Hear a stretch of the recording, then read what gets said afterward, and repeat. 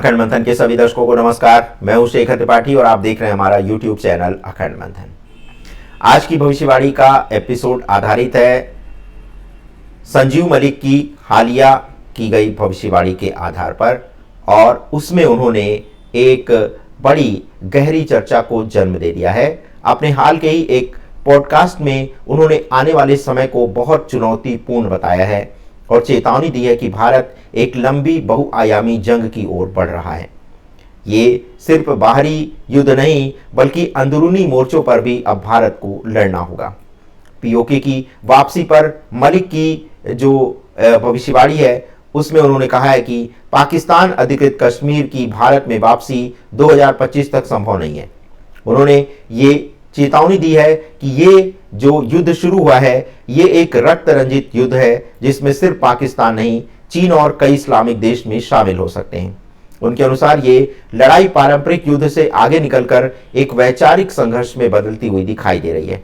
भारत बनाम शेष दुनिया नहीं बल्कि भारत के अंदर के मतभेद बनाम एकजुटता।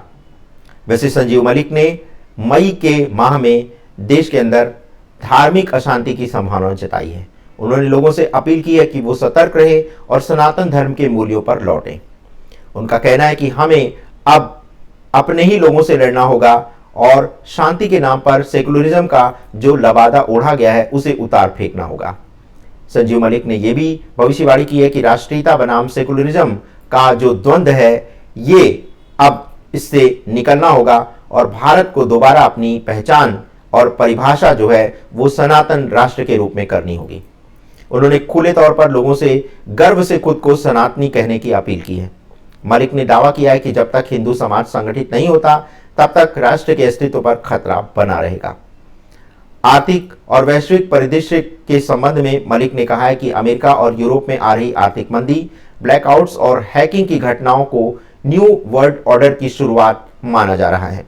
उन्होंने सौर विकिरण, बर्फ के पिघलने और सुनामी की आशंकाओं की भी भविष्यवाणी की है जो आने वाले महीनों में यूरोप और एशिया के कई हिस्सों को प्रभावित करने जा रही है। आगामी युद्ध और सैन्य तैयारियों को लेकर के उन्होंने कहा है कि ये जो 2025 का समय है ये मंगल का वर्ष है, एक ऐसा साल जो युद्ध और सैन्य क्रियाओं का प्रतीक माना जा रहा है। उन्होंने दावा किया है कि भारत की थल, वायु और जल सेना युद्ध के लिए पूरी तरह से तैयार है। हालांकि उन्होंने ये भी स्पष्ट किया है कि पूर्ण युद्ध अभी भी नहीं होने वाला है, लेकिन ड्रोन हमले और सीमित टकराव जो है अब पाकिस्तान ही नहीं बल्कि अन्य देशों से भी शुरू हो सकते हैं। सनातन धर्म और जागरूकता को लेकर के मलिक ने ये कहा है कि अब भारत के लोगों को अपनी पहचान सनातन राष्ट्र के रूप में करनी होगी। अगर ऐसा नहीं करते हैं तो फिर देश में आने वाले भूचाल को रोकना मुश्किल हो जाएगा।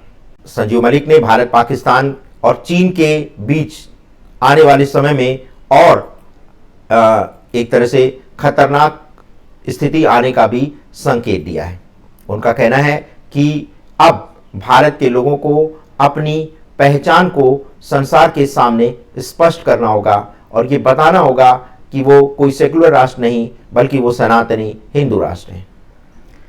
और इसी अपनी भविष्यवाणी में उन्होंने भारत पाकिस्तान युद्ध के बारे में कहा है कि अभी तो भारत जो है वो सीमा पार के दुश्मनों से लड़ रहा है, लेकिन स्थिति अब बहुत जल्दी ही देश के अंदर सर्जिकल स्ट्राइक करने वाली होने वाली है।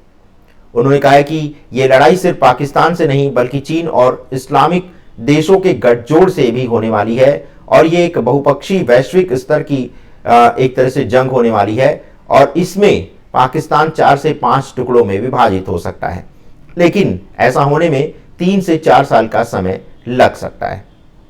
इसी के साथ उन्होंने ये भी कहा है कि जब भारत में प्रधानमंत्री श्री नरेंद्र मोदी जब तक भारत के अंदर जो देश के दुश्मन छिपे हैं जब तक इनको हटाया नहीं जाएगा तब तक देश का विकास उस तरह से नहीं हो सकता।